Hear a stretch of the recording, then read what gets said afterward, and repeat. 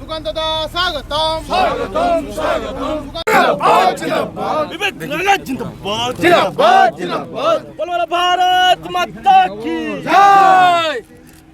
बोलो भारत माता की जय। সুকান্ত দা জিন্দাবাদ जिंदाबाद जिंदाबाद সুকান্ত দা জিন্দাবাদ जिंदाबाद जिंदाबाद জ্যোতির্ময় দা জিন্দাবাদ। जिंदाबाद जिंदाबाद কুণাল ঘোষ অভিযোগ করছেন যে এই যে চাকরি চুরির ঘটনা ঘটেছে তার সঙ্গে তৃণমূল জড়িত রয়েছে, কি বলবেন?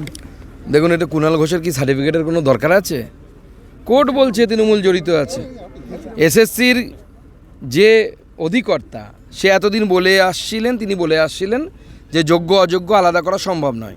এখন তিনিই বলছেন যোগ্য অযোগ্য আলাদা করা সম্ভব। তো প্রমাণ হয়ে গেছে, তো জলের মতো পরিষ্কার। তো পুরোটাই তৃণমূল তোলাবাজদেরকে বাঁচানোর জন্য মমতা বন্দ্যোপাধ্যায় প্ল্যানিং করেছিলেন। সে ধরা পড়ে গেল। তো একটা মিথ্যে কথা বলেন না, তাকে ঢাকার জন্য 10টা মিথ্যে কথা বলতে হয়। মমতা বন্দ্যোপাধ্যায়ের এখন অবস্থা তাই হয়ে গেছে, একের পর এক মিথ্যে কথা বলতে হচ্ছে তাকে। কুণাল ঘোষ এত গুরুত্বপূর্ণ থাকা সত্ত্বেও হঠাৎ করে এমন একটা কি পরিস্থিতি হলো যে কুণাল ঘোষের ছেলে তাকে বিভিন্ন পদ থেকে সরিয়ে দেওয়া হলো? দেখুন, সে তো কুণাল ঘোষ বলবেন আর তৃণমূল কংগ্রেস বলবেন।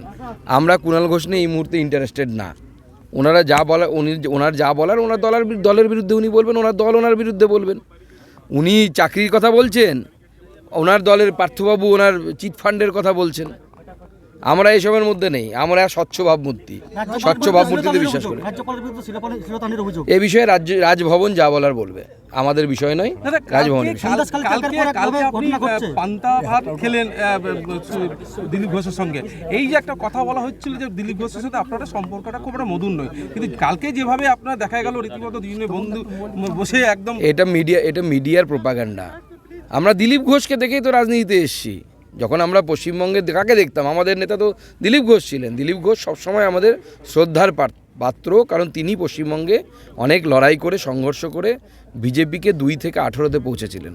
এ বিষয়ে তো অস্বীকার করার জায়গা নেই। এবং দিলীপ ঘোষ সবসময় বাংলার বিজেপির কর্মীদের শ্রদ্ধার জায়গায় থাকবেন, এটা সবসময় মাথায় রাখবেন। এটা মিডিয়া মাঝে মাঝে প্রোপাগান্ডা করার তৈরি করে। 19 সালে কে টিকিট দিয়েছিল আমাকে? দিলীপ ঘোষ টিকিট দিয়েছিলেন। তার পরবর্তী যে দায়িত্ব পেয়েছিলাম আমি, পার্টির যে বিভিন্ন দায়িত্ব কে দিয়েছিলেন? আমার তৎকালীন রাজ্য সভাপতি দিয়েছিলেন। এবং শুধু দিলীপ ঘোষ নয়, দিলীপ ঘোষের আগে রাহুলদা আমাদের রাজ্য সভাপতি ছিলেন, তার সাথেও আমাদের মধুর সম্পর্ক। কোন বিজেপিতে কারোর সাথে কারো সম্পর্ক খারাপ হয় না। মতের বিরোধ হতে পারে, মনের বিরোধ কারোর সাথে কারো নেই। চলুন।